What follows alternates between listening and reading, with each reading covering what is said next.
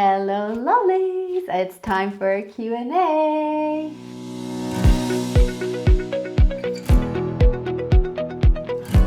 Hello lovelies, how are you doing? We live in crazy times, don't we? But life in some ways also goes on, and so trying to conceive also continues. Today we are looking at a couple of questions, and I'm saying a couple, but you sent me 212 questions. Well, unless we want to sit here all day, I think I shouldn't be answering all of the questions. The thing is though, some of them are the same, so that will reduce the amount. Some of them are answered in videos in the past, and some of them are actually part of future videos that I've either already filmed or that I have planned. So if I haven't answered your question in this video, don't be upset with me, please. I have read all of them and I cherish all of your replies. And I'll just answer the ones that I can do quickly right now, or that I can refer to a resource I already have out there. Now, speaking of videos, I have promised a thyroid video a long time ago. I asked you questions about that as well. I have just filmed it and it's going to go up next week. I'm really excited about being able to offer that to you finally, and it's going to be part of a series, so more to come. Also, I finally have another video for my other channel, so if you're interested in a life behind the scenes with me, it's a 24 hours with Fleur and Noel in this case, and make sure to subscribe to my other channel that's called Just Inga Fleur. Not just Inga Fleur, but it's called Just Inga Fleur. And then you'll be notified as soon as that goes up, but I'm hoping that will go up this week. And I've also got other pregnancy related videos coming up for that one as well, so definitely stay tuned. Now, enough blabbering because we have work to do. So I am looking at the very first question, and that is from Katrina, and Sabrina and Shaki are also saying, yeah, please answer this one, so I can't ignore it, right? When a person gets acne around ovulation and just before the period, what hormones are they dominant and deficient in? How can they combat that? The simple answer is most likely it is testosterone that is dominant. And that has to do with the fact that around ovulation and around your period, the hormones fluctuate a lot more, right? So around ovulation, estrogen will peak right before ovulation, and then progesterone will peak after that. So there's a lot going on. Now, if your estrogen or your progesterone aren't quite in balance, they're all over the place, what happens is that then testosterone, which pretty much stays stable, becomes dominant, and that is what blocks the pores because it increases sebum production, and as a result you get the acne.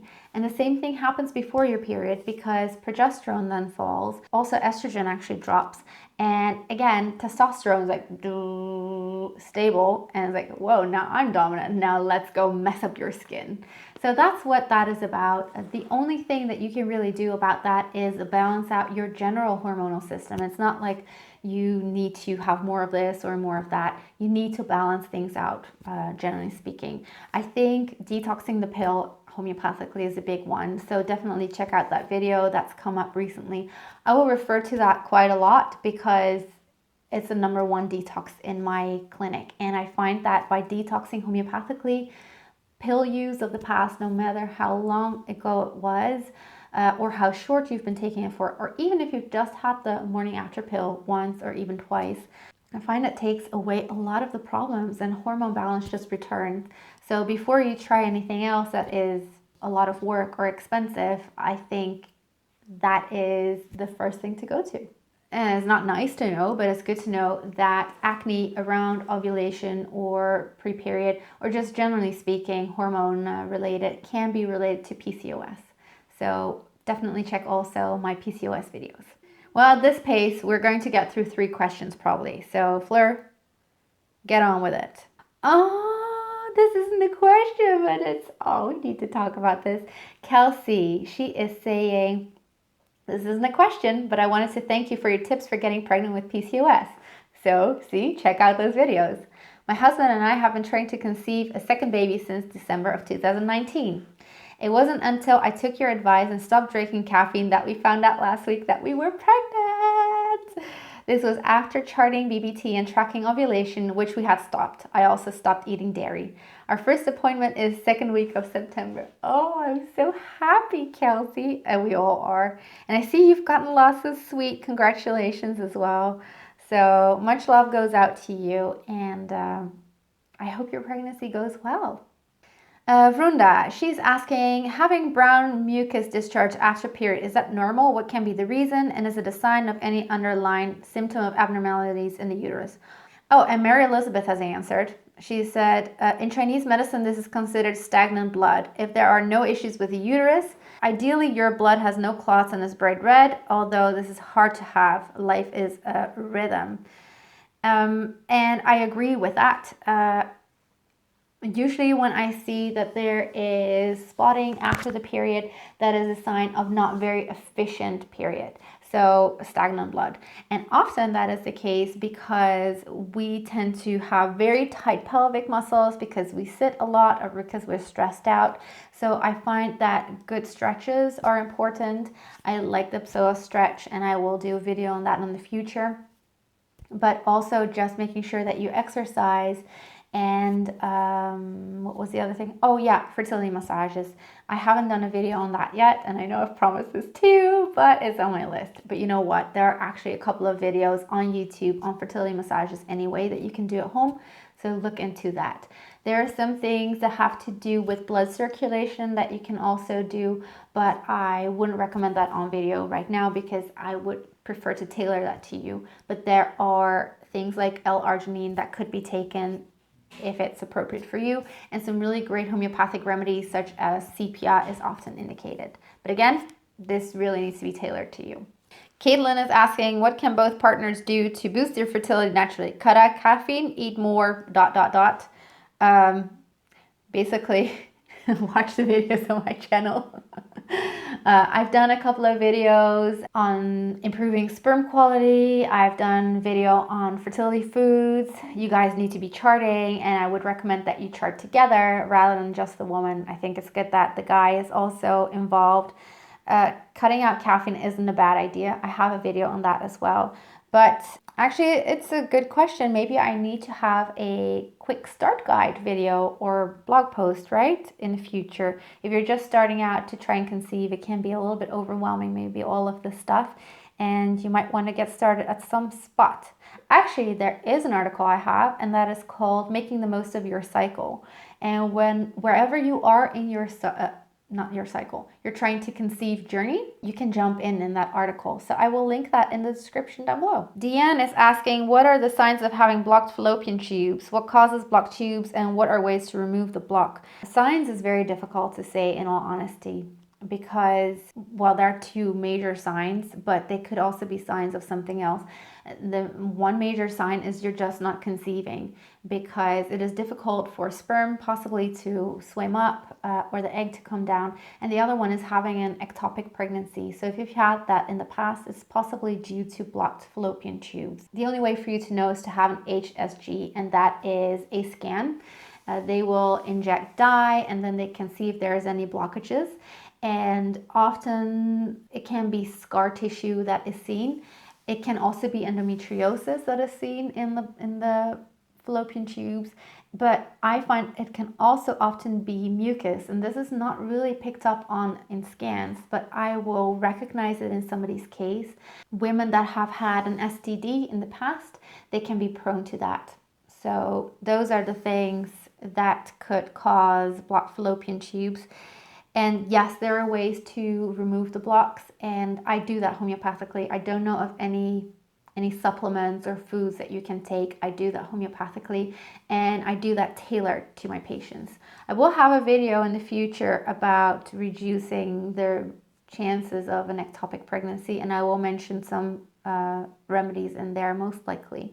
And then if there is scar tissue, you can do that homeopathically as well, but there are surgeons that sometimes remove scarring or that remove endometriosis.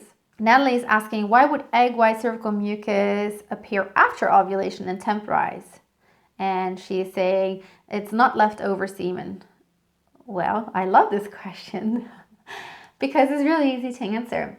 We think that estrogen only peaks in the first half of our cycle, and estrogen peak is what causes egg white cervical mucus, but it also peaks in the second half of our cycle.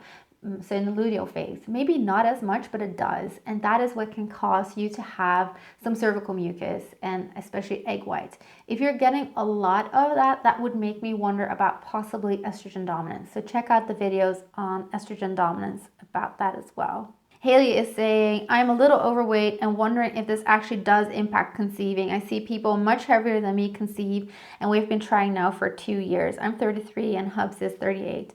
Well, the general answer is yes. We would need to know your case or the other people's cases to know why they are conceiving and you aren't. But usually not conceiving is multifactorial. It's not just being a little bit overweight. But it can definitely be one of the parts of your puzzle. And that is because when you're overweight, you tend to hold on to, fat. Obviously, that's being overweight.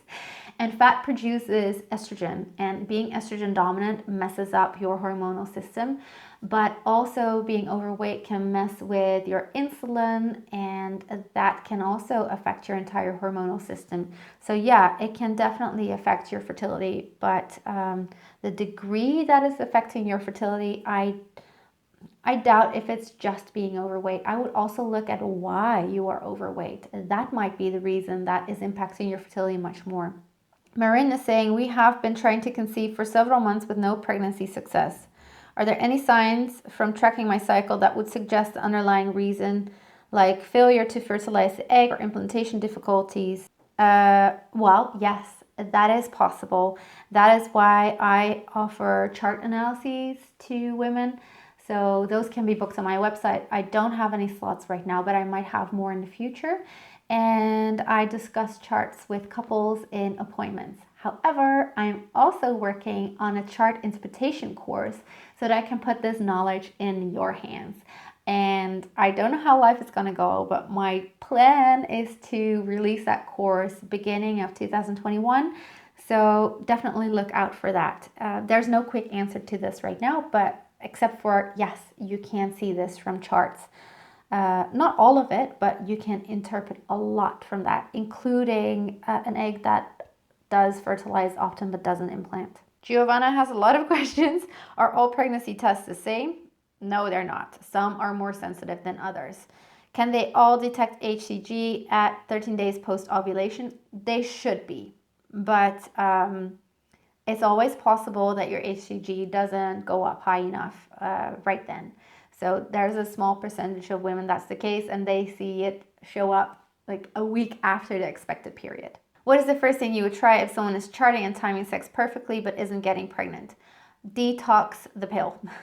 And if they haven't had the pill or anything like that in the past, detox metals. Is it safe to go upside down when pregnant? I don't know why you want to go upside down. I don't see a reason why it would be unsafe. I wouldn't go bungee jumping though. What about CBD during pregnancy? I love CBD during pregnancy. I use it a lot myself, and it was really amazing. There are people that say, well, there isn't enough research, so you shouldn't be doing anything that hasn't been researched.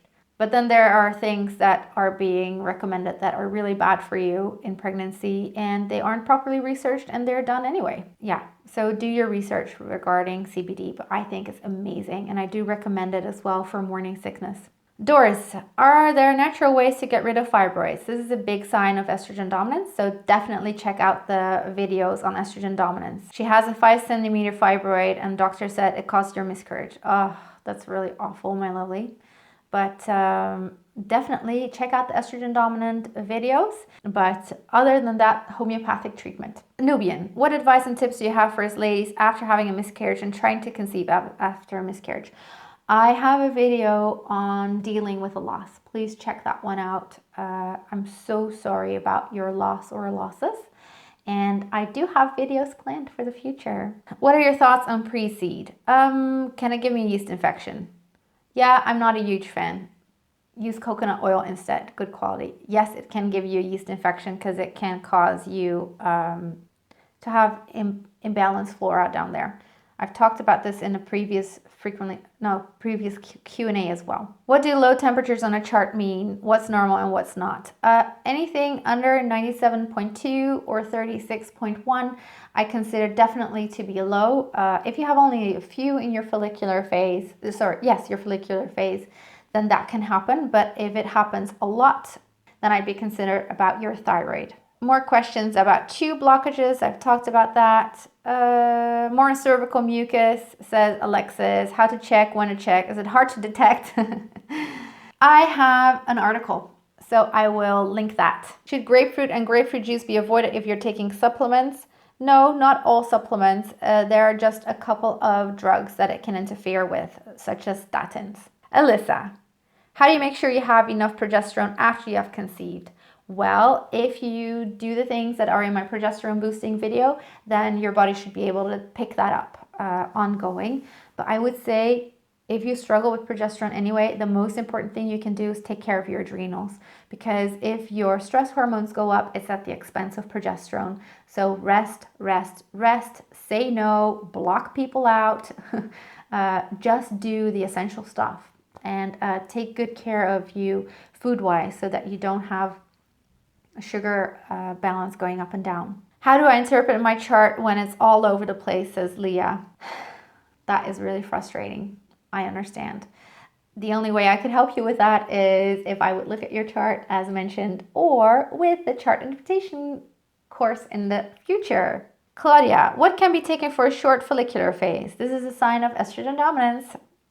So check out those videos. Ah, Sadaf, you're sweet. Yes, my dear, you too take loads of care. How does it feel being a mommy? I really want to know. How sweet is that? Check out the video that's going to come up on my other channel soon. Thanks for asking. That's really adorable. Singy is saying, first things first, I hope you are well, and I also love to see your other channel, to see your daily life. Well, good, because it's coming up. Question is, do you recommend to go check at infertility specialized practice if the couple has been trying to conceive 1 year? I am under 35, but over 30. I have quite normal periods and ovulations, but I have hypothyroidism and I'm taking medicine every day, so the level is okay.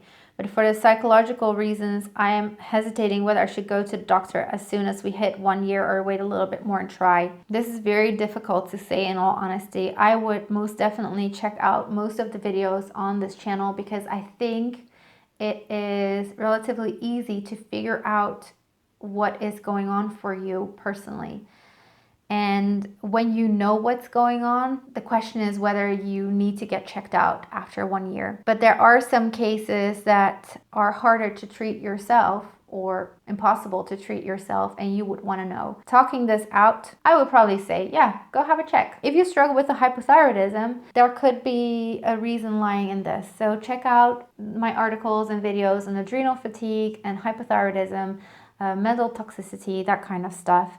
And also look into whether your hypothyroidism is truly managed properly, because there are some researchers saying that in order for you to conceive, it needs to be under 2.5 even. I'm not 100% sure if that is the case, but I do know that there are women that need it to be under 2.5 in order to conceive. I have some more questions about miscarriage. I'm so sorry, lovely. This is unfortunately still a big part of the trying to conceive journey for many of you. The best advice I can give you is to make sure that you grieve properly. And videos to come. Amanda saying, can a period be too short for getting pregnant? Is 2 days of medium flow considered too short? Yes, this is considered to be too short. And Swati is echoing this question. Yes, that is too short. That will tell you that your endometrial lining isn't thick enough for an egg to implant, and that your estrogen levels are likely too low, and possibly your progesterone levels as well. Phoenix is asking about COVID and how it affects fertility or pregnancy, if we know anything about this. I did a video on that recently, so definitely check that out. I did notice a lot of charts, and I might do a video on that in the future. Maybe, maybe not. I want to do so many things. But the interesting thing is a lot of the charts during this pandemic show a lot of adrenal stress. Really interesting. And it could be due to people having had COVID symptoms but maybe not very strongly, or just being stressed out by lockdown and everything that's happening. And I could tell that the adrenal stress symptoms in charts in my patients in Asia were more around February, March, and then in Europe was also more March, and the US, when the COVID came up later, was more around April and May that the stress was seen in the charts. Isn't that interesting? So many sweet comments of lovelies of you that say happy birthday to Noel. He turned 1 last week. Oh, this is sweet. Yes, Jessica saying we have birthday twins. My daughter Lily turns 1 on Tuesday too. Yay! Happy birthday, Lily. That is so sweet. Can you throw some light on ovulation induction, says Garima, and its drawbacks as well as benefits? This is actually a good idea for a future video, I think.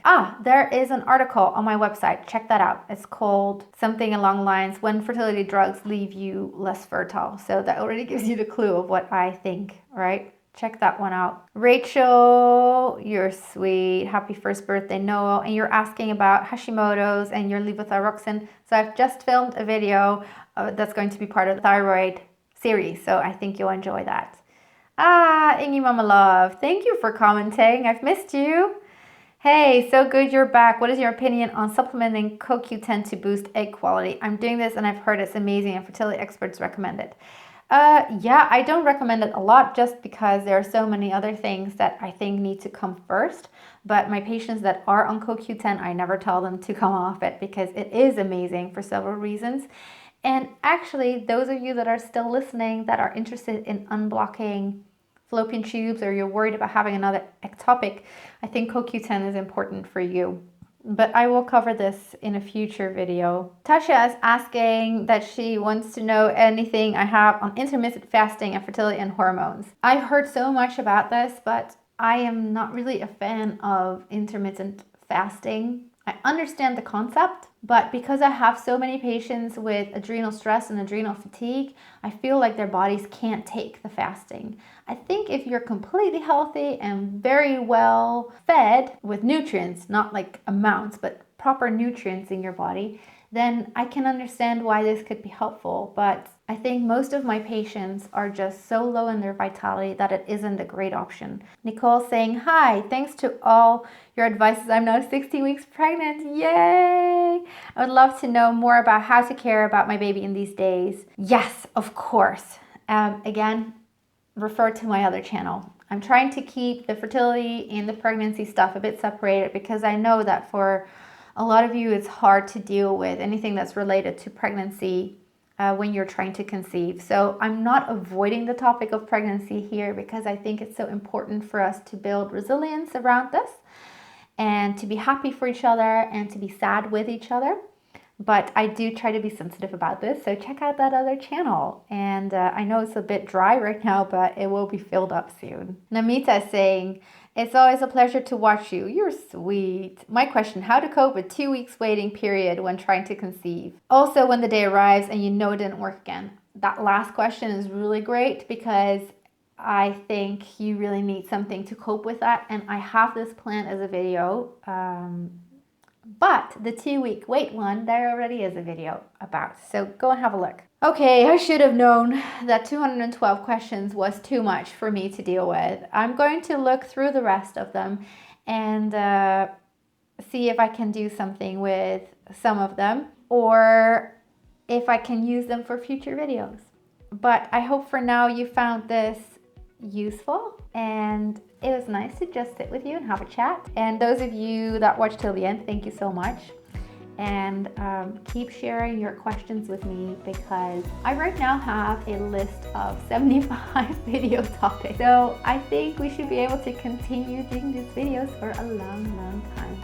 Sending you all my love and make sure to check out that other channel as I said. And see you in the next video. Bye!